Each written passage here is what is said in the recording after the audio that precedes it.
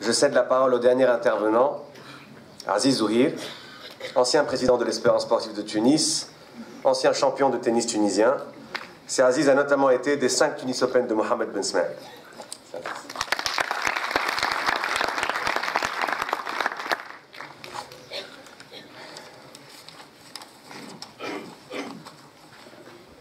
Karim, Chid, Youssef, c'est un grand honneur que vous faites aujourd'hui en m'invitant à rendre hommage à un grand monsieur que j'ai côtoyé, qui m'a beaucoup appris et que j'ai tant admiré. L'image de Si Mohamed est étroitement liée à l'une des plus belles périodes de ma vie, à savoir ma carrière de sportif. On a beaucoup évoqué Si Mohamed, le journaliste, l'entrepreneur, l'homme politique, mais je voudrais mettre en valeur le parcours de Si Mohamed, l'homme de sport, et son rayonnement dans ce domaine. Si Mohamed était en effet un véritable sportif. Tout d'abord par la pratique. Il jouait tous les matins au tennis, un sport qu'il vivait intensément. Ensuite, par la culture et la passion. Il était informé de tous les résultats nationaux et internationaux, connaissait l'histoire de tous les champions et suivit même les évolutions en matière de réglementation et d'équipement. Ce sport faisait partie de son quotidien. Sportif, mais aussi visionnaire. Il ne s'est pas contenté de taper dans la balle avec ses amis au Tennis Club de Tunis. Avec ses conseils avisés, son soutien et l'intérêt qu'il portait aux jeunes joueurs tunisiens, il a véritablement contribué à l'épanouissement de toute une génération de tennisman.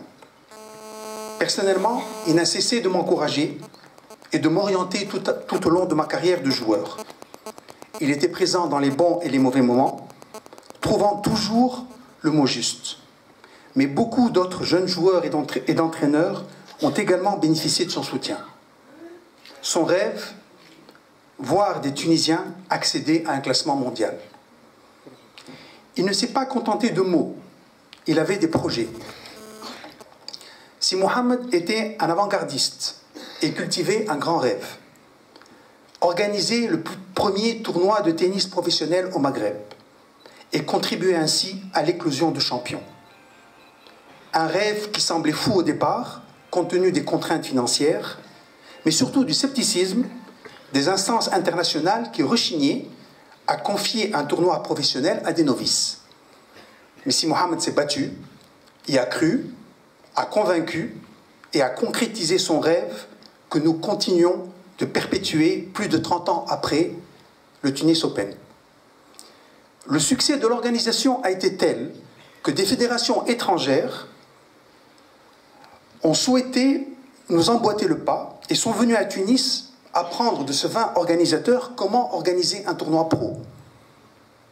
Si aujourd'hui, nous, Tunisiens, avons la chance de voir, à quelques jours d'intervalle, Ons Jabeur éliminer la numéro 1 mondiale et Melek Jeziri damer le pion au numéro 5 et grand espoir allemand Zverev, c'est aussi un peu grâce au rêve et à la persévérance d'un homme qui a été l'un des premiers à croire en cette discipline, en œuvrant sans relâche pour qu'un jour notre drapeau puisse flotter au-dessus de Roland-Garros et de l'US Open. Il m'a fait l'honneur de me prendre à ses côtés dans le comité d'organisation du Tunis Open. Et à son contact, j'ai non seulement beaucoup appris, mais j'ai également apprécié ses qualités humaines. Tout se réglait dans le calme et la sérénité. Il avait le souci du détail, savait écouter, le tout avec beaucoup de modestie et toujours une note d'humour. Il s'effaçait devant ses collaborateurs pour les mettre au devant de la scène et leur permettre de s'épanouir. Il croyait réellement au travail en équipe et savait pertinemment que chacun avait besoin de son espace pour que se crée une véritable cohésion. Aujourd'hui encore, dans mon quotidien, j'essaye de m'inspirer de son style. Si Mohamed reste un exemple pour tout sportif, qu'il soit athlète ou dirigeant, à la veille de son centenaire, l'Espérance va très certainement rendre hommage à ses grands dirigeants et si Mohamed en a fait partie. Il est bon de rappeler qu'il a pris la présidence du club à un moment très difficile, après la disparition du charismatique président qui était Sichel Lizuiten, resté à la tête du club pendant plus de 30 ans. En 1963, si Mohamed avait 36 ans et peu d'expérience dans la gestion sportive, il a tout de même accepté de relever un grand défi, celui de prendre la tête du plus prestigieux des clubs tunisiens. L'Espérance est une institution qui a toujours véhiculé beaucoup d'émotions et de passion autour d'elle. Sa gestion est un stress permanent qui nécessite aussi bien des qualités de gestionnaire que de sportif. Accueilli avec une pointe de scepticisme, il a su admirablement s'acquitter de sa tâche et obtenir une victoire historique en Coupe de Tunisie en 1964, dans une période où la compétition était bien plus équilibrée qu'elle ne l'est aujourd'hui. Sa présidence sera marquée par une gestion rigoureuse, une grande discipline dans toutes les sections et un intérêt particulier accordé aux jeunes. Il perpétuera ainsi le travail accompli par le bâtisseur du club, Sichel Lizuiten. Le jour où j'ai eu l'honneur de me retrouver à ce poste, je me suis adressé à lui pour avoir ses conseils et ses recommandations. J'étais stressé par la responsabilité, mais il a su trouver les mots pour me rassurer, me rappelant que j'avais la capacité pour réussir.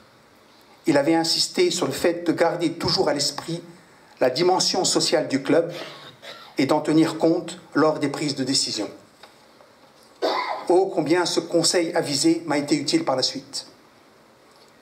J'ai voulu, par cet hommage, éclairer une face moins connue de ce grand homme au parcours multiple.